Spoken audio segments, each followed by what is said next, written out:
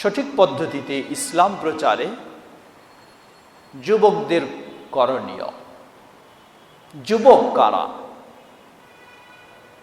ইসলামে কি যুবকদেরকে বিশেষ কোনো মূল্যায়ন করা হয়েছে, না আমভাবে শিশু বৃদ্ধ তাদের মতোই মনে করা হয়েছে? জবাব না, ইসলামে শিশু বৃদ্ধের মতোই যুবককে মনে করা হয়নি। ইসলামে যুবককে বিশেষভাবে গুরুত্ব দেওয়া হয়েছে। আল্লাহ সুবহানাহু ওয়া তাআলা সূরা রুম 54 নম্বর আয়াতে বলেন, আল্লাহুল্লাযী খালাকাকুম মিন যাফিন সুম্মা জাআলা মিন বা'দি যাফিন কুওয়া সুম্মা জাআলা মিন বা'দি কুওয়াতিন ضعفا وشيبة يخلق ما يشاء وهو العليم القدير। তিনি সেই আল্লাহ যিনি তোমাদেরকে সৃষ্টি করেছেন মিন দাফ, দুর্বল থেকে, আবার এই দুর্বলের পরে তিনি তোমাদেরকে শক্তিশালী করেছেন, আবার এই শক্তিশালীর পরে তিনি তোমাদেরকে দুর্বল ও বার্ধক্যে পরিণত করেছেন। ইয়াখলুকু মা ইয়াশা, তিনি যেমন ইচ্ছা করেন তেমনই সৃষ্টি করতে পারেন। প্রাথমিক দুর্বলতা মানুষের জীবনে হলো শৈশবকাল, শিশু অবস্থায়। অতঃপর মানুষের শক্তিশালীর অবস্থানটা হচ্ছে যৌবনকাল। অতঃপর মানুষের দুর্বলতার অবস্থানটা হচ্ছে বার্ধক্যকাল। আল্লাহ রাসূল সাল্লাল্লাহু আলাইহি ওয়াসাল্লাম একাধিক হাদিসে এসেছে, যেমন তিরমিজির হাদিসে, হাদিসটি সহিহ, শেখ আলবানী রাহিমাহুল্লাহ সহিহায় সিলসিলা সহিহায় 946 নম্বর হাদিসে নিয়ে এসেছেন।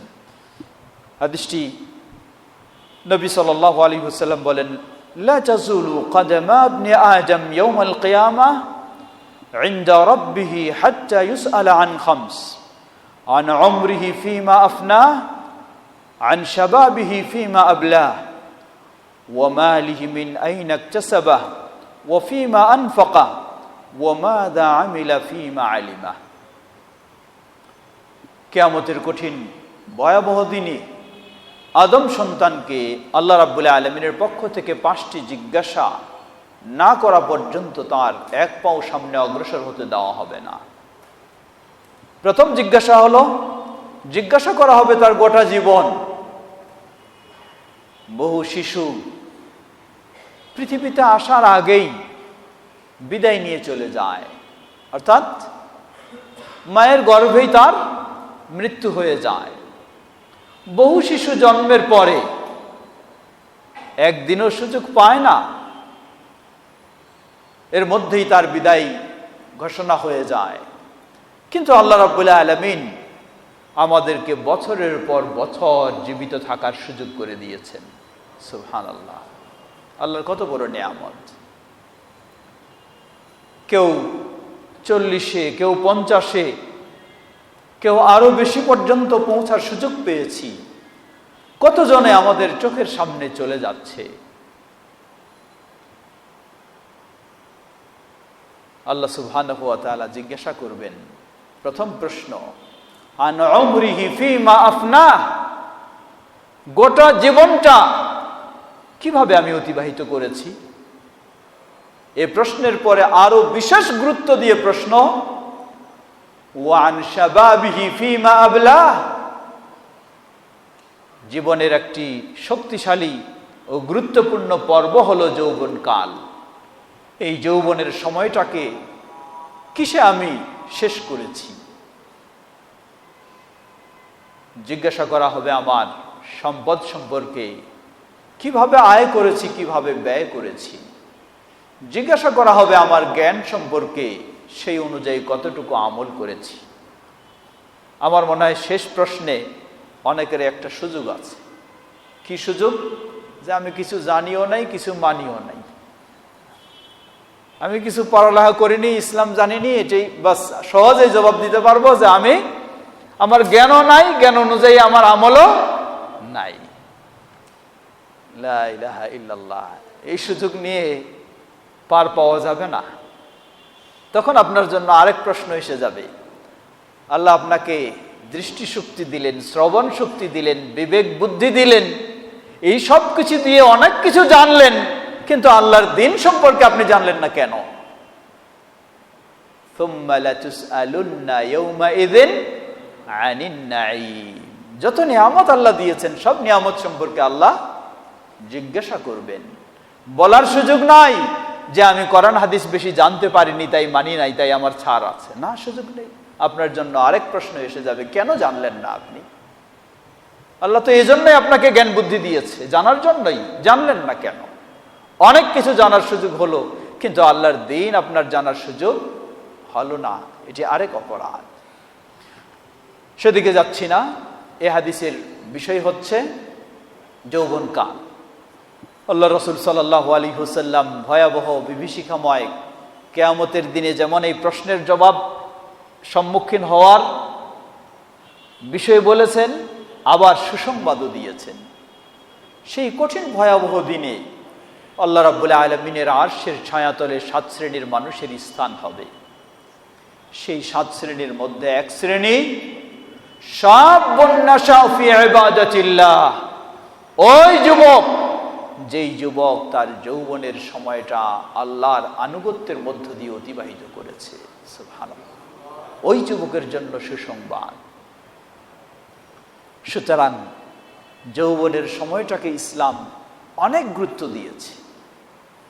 বাস্তবেই একজন মানুষ যতটুকু করতে পারে এই যৌবন সময়ে, শৈশবকালে নয়, খেলাধুলার সময়, কোনোভাবে মানুষ হওয়ার সময়। যৌবন অতিবাহিত হয়ে গেলেই দুর্বলতা আর দুর্বলতা যেন চতুর্দিক থেকে নেমে আসছে, সুযোগ নেই। সুযোগ এই যৌবন সময়ে। আসুন, যুবকেরা যেন তাদের যৌবন সময়টাকে অপব্যবহার না করে সঠিকভাবে ব্যবহার করতে পারে, সে বিষয়ে একটু আমরা আলোচনায় আসি। আমাদের বিষয় ছিল সঠিক পদ্ধতিতে ইসলাম প্রচারে যুবকদের করণীয়। যুবক জন্মসূত্রে মুসলিম যুবক। এই মুসলিম যুবক তার আমরা বলতে পারি 4টি অবস্থা।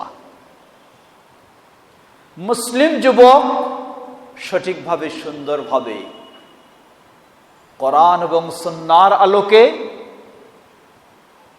সঠিক পন্থায় ইসলাম মেনে চলছে, এ হলো সঠিক অবস্থানে রয়েছে। দ্বিতীয় স্তর, সঠিকভাবে ইসলাম মেনে চলার ক্ষেত্রে তার দুর্বলতা এসে গেছে, অলসতা এসে গেছে, গাফলাতি এসে গেছে। ঠিকমতো সালাত নেই, ঠিকমতো আমল আখলাক নেই, ইসলাম থেকে বের হয়ে যায়নি, অমুসলিম বলতে পারছেন না, কিন্তু সে দুর্বল হয়ে গেছে। তৃতীয় স্তর, এমন দুর্বলতায় চলে গেছে, নতুন প্রজন্ম এখন নাস্তিকতার দিকে তাদেরকে খুব আমন্ত্রণ জানানো হচ্ছে। আল্লাহ দিনিয়া, দিনহীনতার দিকে। দিন বলতে কি আবার, ধর্ম বলতে কি আবার, ইসলাম বলতে কি আবার, সেই দিকে নেওয়া হচ্ছে। হিসাব নেই দাওয়াতের। ঘরে বাইরে চলতে ফিরতে, প্রকাশ্যে গোপনে দাওয়া আর দাওয়া। কিসের? যুবককে যেন ইসলাম থেকে বের করে নেওয়া যায় সেদিকে।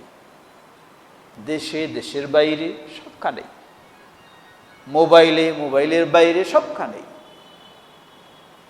তো এই যুবক এই দাওয়াত গ্রহণ করার কারণে ইসলামের বাইরে চলে যায়। চতুর্থ,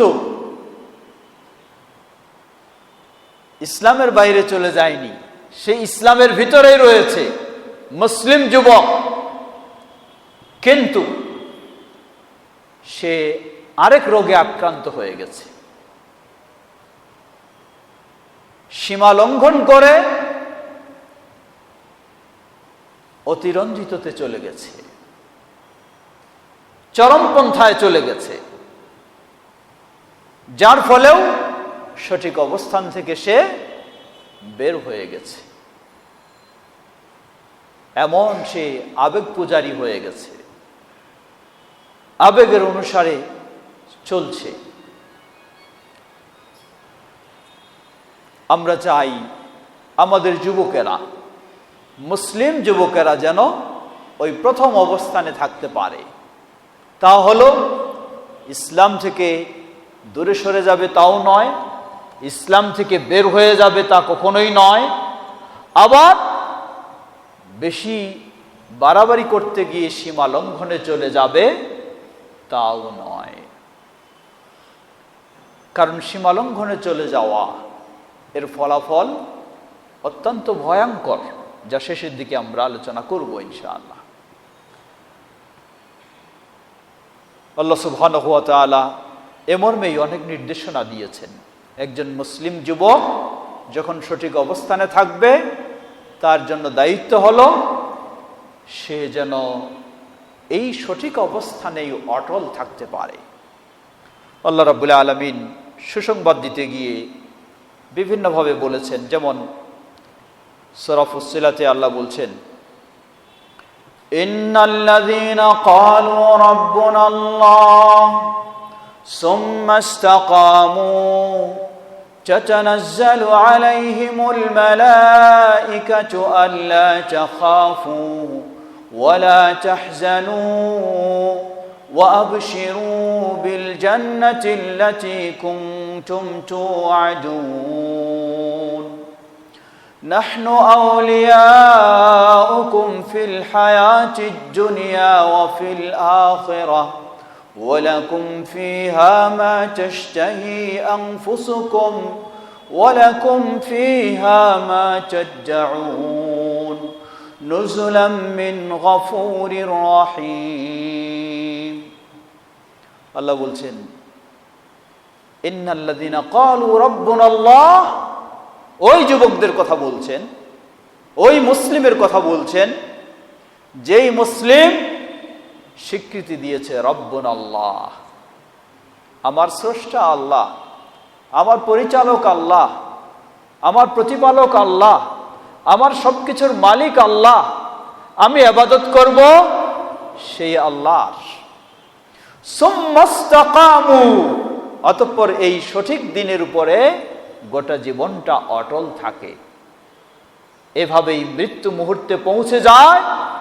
তাতানাজ্জালু আলাইহিমুল মালাঈকা, মৃত্যু মুহূর্তে ওই ব্যক্তির কাছে আল্লাহর বিশেষ ফেরেশতারা এসে বলবেন, আল্লাহ তাখাফু, সামনে তোমার কোনো ভয়ের কারণ নেই। সুবহানাল্লাহ, তুমি তোমার জীবনটা সঠিক পথের উপরে অটল ছিলে, সামনে তোমার কোনো ভয়ের কারণ নেই। ওয়ালা তাহজানু, কি রেখে যাচ্ছ, অতীতের জীবনটা কিভাবে অতিবাহিত করেছো সেটা নিয়েও কোনো টেনশন করো না। ওয়া আবশিরু বিল জান্নাতি আল্লাতী কুনতুম তুআদুন, সুসংবাদ গ্রহণ করো সেই জান্নাতের, যেই জান্নাতের প্রতিশ্রুতি তোমাদেরকে দেওয়া হয়েছে। সুবহানাল্লাহ, ফেরেশতা আসে সেই সুসংবাদ দিবেন। তারা আরো বলবেন, নাহনু আউলিয়াউকুম ফিল হায়াতিদ দুনিয়া, তোমার দুনিয়ার জীবনেই আমরা ফেরেশতারাই তোমার বন্ধু হিসাবে ছিলাম। ওয়া ফিল আখিরাহ, তোমাকে ছেড়ে দেব না, আখিরাতেও তোমার সাথে বন্ধু হিসাবে আমরাই থাকব। ওয়ালাকুম ফিহা মা তাশতাহি আনফুসুকুম, চলো ওই পারে, জান্নাত অপেক্ষা করছে, সেই জান্নাতে তোমার মন যা চায় তুমি তাই পাবে। সুবহানাল্লাহ, ওয়ালাকুম ফিহা মা তাদউন, তোমাদের জন্য জান্নাতে তাই রয়েছে যাই তুমি দাবি করবা, যা মন চাইবে, যা বলবা সেটাই তোমার জন্য প্রস্তুত রয়েছে। কেনই বা থাকবে না? নুজুলাম মিন গফুরির রহিম, এই মেহমানদারি তো হলো গফুরুর রহিমের পক্ষ থেকে। সুবহানাল্লাহ, সুবহানাল্লাহ, কোনো কিছু বাকি নেই, সব পাবো। কিন্তু শর্ত ঈমানের উপরে সঠিক পথে অটল থাকতে হবে, কোনো সীমা লঙ্ঘনেও যাওয়া যাবে না, আবার কোনো ঈমানহীনতাও যাওয়া যাবে না।